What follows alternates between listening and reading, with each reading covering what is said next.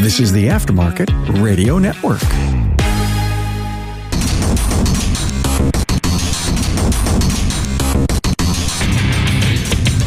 Hey there, everybody. Welcome to yet another episode of Diagnosing the Aftermarket A to Z. I'm Matt Fonslow, and one of these days I'm going to really overreach, and maybe this is one of those times where I'm going to try to relate something that seemingly is unrelatable to our day-to-day lives fixing cars and servicing the motoring public. Today, I, believe it or not, am going to say there is something to be learned from zero-turn lawnmowers. Yeah, I just said that. Zero-turn lawnmowers. If you're not familiar, zero-turn lawnmowers typically have sticks rather than a steering wheel, but there are many of them that do have steering wheels in them. Usually large commercial grade machines, market of larger than normal yard owners with obstacles. Maybe it's not being fully honest with the mower itself. Maybe it's landscaping or at least lawn care business. I don't know. But it really comes down to the zero-turn mower. And they have the sticks in them. And the big thing with them is that they have a very, very small turning radius. 0 degrees usually, or pretty darn close. They can turn on a dime. They can spin in place. So the big thing with them is they mow fast. And it's not so much like a land speed thing where somebody's flying down the yard at 8 miles an hour, although there are a few out there that will do so. The NEPA Expo will be held July 18th through the 21st at the Venetian Convention and Expo Center in Las Vegas. Stay on the forefront of the latest technologies and industry trends. Registration opens April 2022. Not enrolled but interested in attending? Contact your servicing NAPA store for more information. I've had lawn tractors. Many of you know my grandparents owned a farm implement dealer. They sold big lawn tractor mowers with belly mowers where the mowing deck is underneath the lawn tractor or tractor itself. And then, of course, we had something that would be pulled behind, driven by the PTO out the back, usually hooked up to the 3-point system. Those were typically referred to as grooming mowers. And I've seen a few of them. We never got into selling them through my grandparents' implement dealer, but a few of them have the engines right on them to be pulled behind like an ATV. And those can mow very nice at a pretty fast clip. And I mean, we're talking 8+ miles per hour, and they will baja through grass, no problem. The problem is the turning radiuses. They're usually very, very wide, not with zero-turn mowers.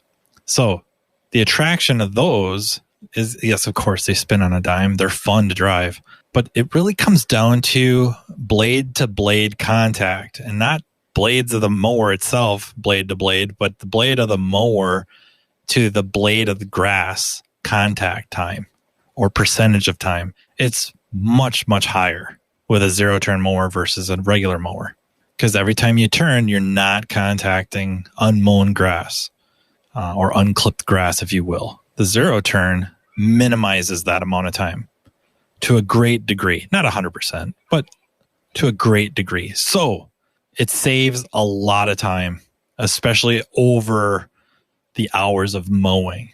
And then, of course, the obstacles to be able to zip around, mainly trees, light poles, stuff like that. They have no problems navigating around those. You don't have to take 3-4 swipes at it with a lawn tractor type mower to try to get up against it, or you're leaving yourself a pretty good swath and coming back with a weed whip or something like that. The reason it occurred to me is today, one of my techs spent the better part of about 5 minutes looking around the shop for a piece of equipment. It's not really important what it was. It wasn't a scan tool, because those are everywhere. We got them laying everywhere. But it was a piece of equipment. And if you've watched Carm's Shop of the Week broadcast, there was one time where I gave a tour of our shop, and this was pre-fire. So our shop had a fire, and we've been back together, and I would say fully operational now for the better part of, let's go with 2 months, maybe 3 months. If you watch that, or you can take my word for it, the shop itself is very compartmentalized. It's about 10,000 square feet, roughly. I think it's slightly smaller, but it's 9,900 and something. Very close to 10,000 square feet. It's very compartmentalized. So, we have the customer waiting area and where the service advisors sit. That is one block of area. And then there's a couple of offices, a restroom, kind of a break room. That's kind of walled off to itself. My area of the shop is all flat. I can squeeze 5 cars in there. So 3 up front to a divider wall that runs down the middle of the shop, and then 2 behind it near the garage door. And then the alignment room. We call it the alignment room. It's one enclosed area. It's got the 4-post alignment, hoist, alignment machine, and all that. And then we have another larger shop area and another shop area that has 2 hoists. We can fit 3 cars, 2 on the hoist, 1 behind them. And then another area that's got room for 1 hoist, 1 car. Theoretically, you could probably get a car in behind it, but regardless. So there's a lot of rooms that make up their shop. Therefore, things get hidden really, really, really well. And I think this happens in any shop. I've been in a couple of shops where they're wide open, worked at a couple of shops. They're fairly wide open. And yet you're still kind of tooling around looking for a piece of equipment, especially if it doesn't have a designated spot. And this time searching around is dead time. It's the time where you get to the end of the mowing row and you're turning around to go back, and it's a time killer.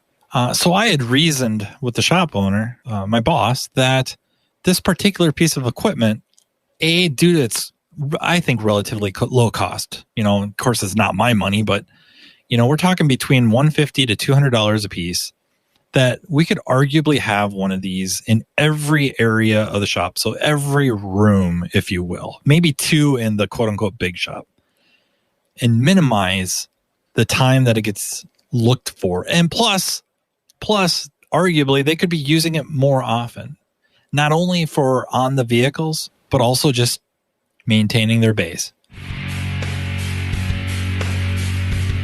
It's no secret we're facing a technician shortage. Napa Auto Care has a solution with the Napa Auto Care Apprentice Program. The program was engineered by one of our own. Pete McNeil and master technician Jake Sorensen of McNeil's Auto Care in Sandy, Utah realized that the problem of not having technicians available for hire was not going to solve itself, and decided to take action and look at a different audience of individuals available for hire. A focus was put on younger individuals with the right passion, desire, and attitude to work in the automotive repair industry. Jake and Pete sought these individuals and developed a technician apprentice program to give them the training needed to become a successful technician in today's world. The Napa Auto Care Apprentice Program includes a comprehensive 9-stage curriculum that includes a variety of types of training, classroom training videos. Exclusive to the apprentice program, these videos provide an in-depth training from a successful master technician, auto tech classes, instructor-led courses offered through Napa Auto Tech e-learning, web-based e-learnings designed to target specific training topics, hands-on learning. The apprentice will apply the skills gained from the classroom training videos, auto tech instructor-led training, and auto tech e-learnings in the shop with the guidance of a mentor. The apprentice program curriculum is competency-based, meaning an apprentice can move through each stage at a pace that best suits them. Most apprentices complete the program within 2 years. Upon completion, apprentices will have earned ASE G1, A4, A5, and AC certifications, adding industry validation to the skills an apprentice acquires. Grow your bottom line. Having an apprentice in your shop will ultimately benefit your bottom line as they advance through the program. In most cases, as the apprentice develops their skill set producing billable hours, you will begin to see a growth in your gross profit by stage 5. Keep your apprentice motivated with an apprentice toolkit. One of the largest entry barriers for individuals looking to enter the automotive repair industry is the cost of tools. Napa Auto Care has worked with our supplying partners to offer an exclusive, comprehensive tool set, including a 4-drawer tool cart for all registered apprentices. To learn more, members can visit member.napaautocare.com. It seems very reasonable to me for the cost and the time savings that it would more than justify this. And so my argument was, think of zero-turn lawnmowers. and how every little bit of time saved is literally time that is spent doing the task that must be done, working on the car, right? So perfect world, you would be working on, every minute you're clocked in would be spent working on a vehicle. I know we can get into some production discussions about, you work 40 hours, but you're billing 40, 30, 50, 60, and more. I know there's a lot of numbers all over the board, and that's probably a whole different discussion. But any amount of time that can be reduced, not actually servicing the vehicle or performing whatever service or function that we're being paid to do. And I don't mean just we as techs, unless you're straight flat rate, but the shop itself, right? They're getting paid based on the amount of time we're servicing the vehicle. So this extends out, right? There's a shop owner perspective here or management perspective here of what can we do to reduce time that's not, quote unquote productive. What might that be? Of course, equipment purchases, maybe more, if that makes sense. Not just a piece of equipment that can be used, one for the shop. But maybe there's a point where you're starting to look at one per tech or one per hoist or one per area of a shop, even if it's wide open, that if it's big enough that they don't have to go looking for the piece of equipment, or just the fact, even if they know exactly where it is and time is minimized walking to and fro, it's still they're walking to and fro. And how much time can be saved and how quickly it adds up. It's just like debt, only reversed, right? You're building, or in this case, reducing time, but you're building up income. You have to. Production has to go up. On the flip side, or not really a flip side, but another perspective is from the tech's perspective is staying on task. What can you do to better stay on task? And that's like a thought process of what can I do better? Kind of, if you will, nose to the grindstone. What will help me stay more involved or better spending my time doing the job that's being paid for? So does that mean buying a tool cart? Do I have one already? If I don't, should I be looking at one? And some of those tool carts, they're not that expensive. And maybe the shop provides them. Maybe you go to the management and say, hey, you know what? I think I could save a lot of time going back and forth to my toolbox with a tool cart. And it wouldn't have to be anything real special, especially if you kind of have done the job before and you know what you need. And yes, I get a lot of you listening already have tool carts. I've been in a lot of shops where they do not have tool carts. And imagine the amount of time saved. Computers in every bay for service information. It's right there, or on tablets, or accessible on their cell phones. I'm not saying we're trying to ball and chain everybody to that car or to that hoist, but can we maximize the amount of time present at the shop to be doing what we're being paid to do, on the service of the vehicle? And it's very much like a zero-turn lawnmower where you're getting paid to mow yards. And the more you can mow, the more money. And that means the faster. And it's not necessarily the land speed. It's what percentage of time can I keep that blade on the mower itself hitting uncut blades of grass? And that's why zero-turn mowers are owned by pretty much any lawn mowing service company.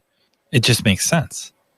And I think we could take some of that thought process and apply it to our bays or up front even. What can we do to minimize wasted time?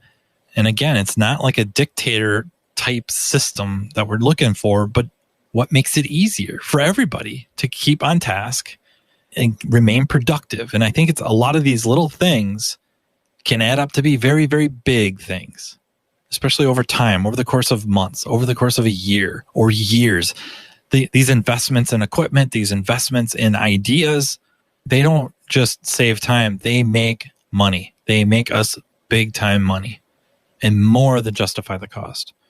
Battery maintainer is on every hoist. Does every hoist have a battery maintainer? How much time would that save? Would it save? Or a maintainer / battery charger reconditioner, and go into our day-to-days, like what's expected of all our techs. So, up in Minnesota in the winter, especially batteries get checked all the time. They're getting tested all the time. So the more battery check, battery system analyzers, battery analyzers, be it conductance testers or load testers or both, is probably the best way to go about it, the better.